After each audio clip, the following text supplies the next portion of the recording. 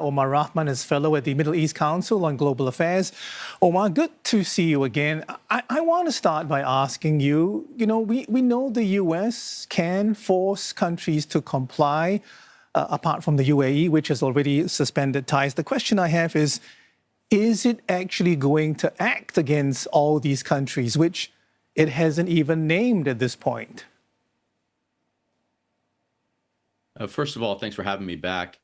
It's a good question. I mean, at this point, it may be a threat. Now, it has initiated secondary or expanded secondary sanctions against a number of firms, but it has also given a time frame for countries and companies and banks and so on to comply with this. So that interim may just be a threat, but we'll see if it has the capacity to go in there and do it. I do believe that it intends to do so, but it's not going to be without consequence.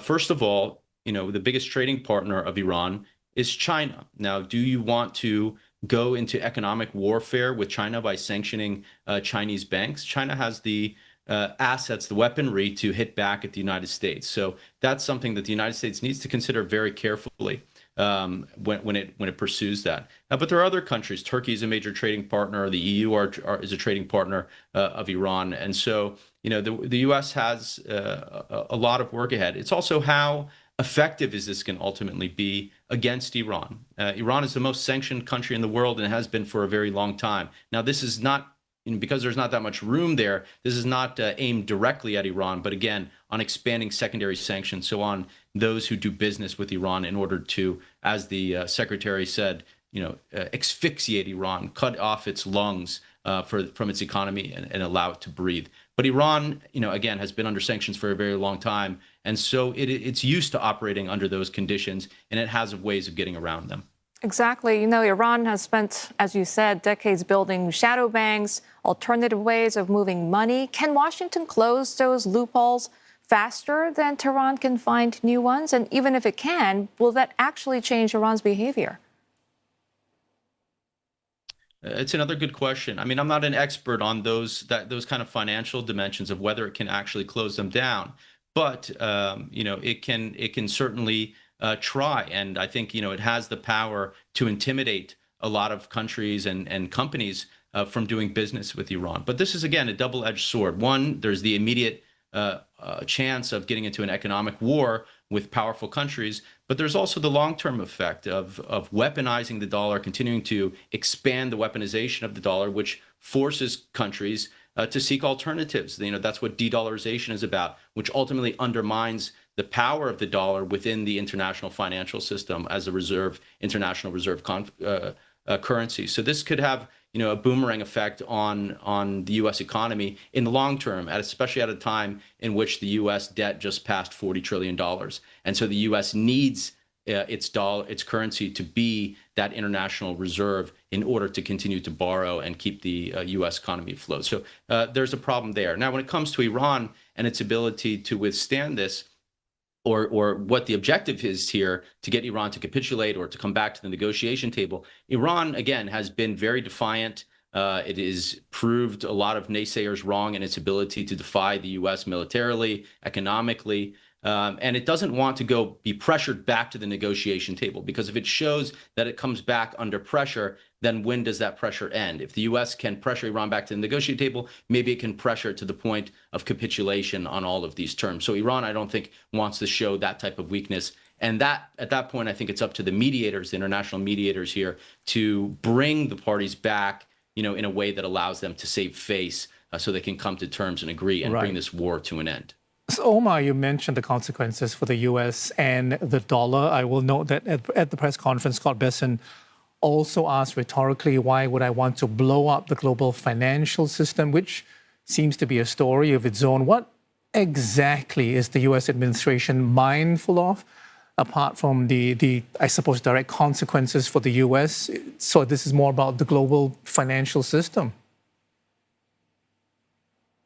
Well, just what we're talking about, to allow these countries to, divest from their relationship with Iran, over I don't know how long of a period of time. He made a short timeline is what he said. I mean, there's no specifics on it, but to allow that to happen without just day one because the question that was being asked to him there is, this D-Day reference. This is economic D-Day. The D-Day that happened during World War II was not telegraphed ahead of time. It was a surprise, storming of the beaches of Normandy. And so, they were saying, why are you telegraphing this and allowing, countries that are doing business with Iran the time to get off of it? And so he's saying, well, I don't want to blow up the global economy, because if he just started slapping sanctions on all these Chinese banks and Turkish banks, it might lead to, a real economic warfare that would be a disaster for everybody.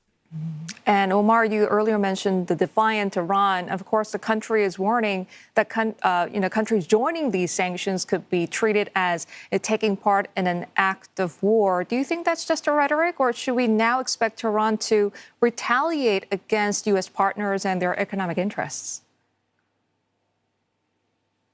Well, Iran is issuing threats of its own, right? Each side is trying to intimidate other countries out there to hold their line or to back away from this or that. So that's, these are the cards that Iran has. But I think what Iran is really going to target is the Trump administration ahead of this election that's coming up barely 2 months from now. So that's where I think Iran, even well before these economic policies were announced, Iran seemed like it was moving in the direction of holding out from ending this war or coming to terms on the MOU so that it could deliver, I think, some cost to the Trump administration economically and politically, and to the Republican Party, and to hurt Trump. So I think that's what Iran is going to attempt to do, and maybe is what the Trump administration is trying to stave off by announcing these, this huge economic warfare and this economic D-Day plan in order to try to, avoid that confrontation and bring the Iranians to their knees before that. But I doubt that's going to happen. Who knows? Again, there's the cumulative effect of these sanctions, as well as the blockade that the U.S. has imposed over exports out of the Strait of Hormuz to prevent Iran oil from moving on the markets. And then also, again, the destruction that this war has wrought over a 6-month period against Iranian infrastructure and everything else. So there is the possibility that the cumulative effect does really hurt Iran, and I suspect it will. But I don't know if it's enough to bring Iran to its knees at the negotiation table. Omar, countries like China and Turkey have the option. Maybe it's not going to be an easy option, but they do have the option of walking away from Iranian energy imports.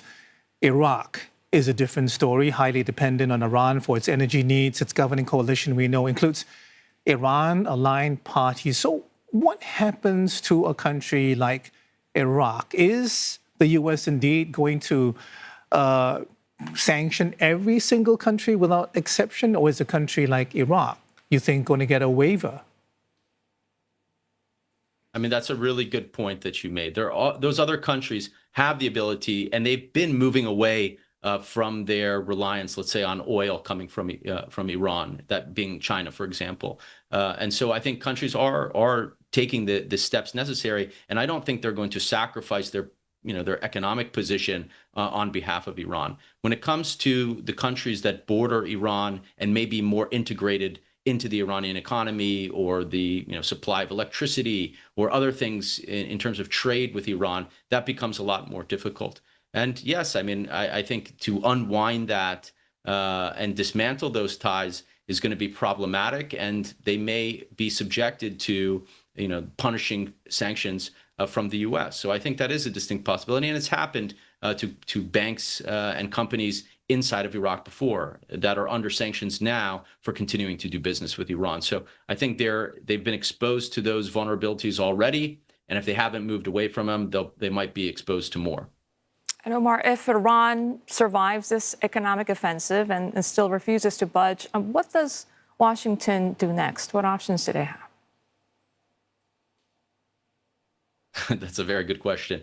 There aren't many options. I mean, the U.S. has exhausted its ability to escalate on the battlefield. That's why we are where we are with these economic sanctions, because the Iranians have absorbed pretty much all that the U.S. Can hit against them and retaliate in kind against U.S. allies in the region and in the Strait of Hormuz. And so the U.S. has reach a standstill in terms of what it can accomplish on the battlefield. And so it's trying to find other pathways to escalate against Iran. And that's the kind of the meaning and the purpose of these sanctions. Now, again, there's not that much more they can do in terms of direct sanctions on Iran. So now they're kind of lashing out more broadly and trying to cut off anybody who's doing business with Iran. So this is a room for escalation. We'll see if it achieves its aims. But if it can't, or if it's just limited and doesn't bring Iran back to the table, then the U.S. is stuck, and you need to go back to the negotiation table and try to come to terms as they are now. It's been very difficult. These sides have had maximalist positions. They've made certain compromises. What still remains to be negotiated, at least in terms of details, is the issue of who controls the Strait of Hormuz. That's where the MOU between the U.S. and Iran has broken down over Iran's demands to manage, entry and exit over the Strait of Hormuz, and their negotiations with the Omani government and with the other Gulf states. The U.S. hasn't accepted that Iran wants to manage that, and so that's what they're fighting over. So now if they come back to the table down the road and they haven't gotten any further, maybe there will be some coming to reconciling the terms of those agreements. Okay, Omar, we'll have to leave it there for now, but thank you as always for being here. Omar Rahman, fellow at the Middle East Council on Global Affairs.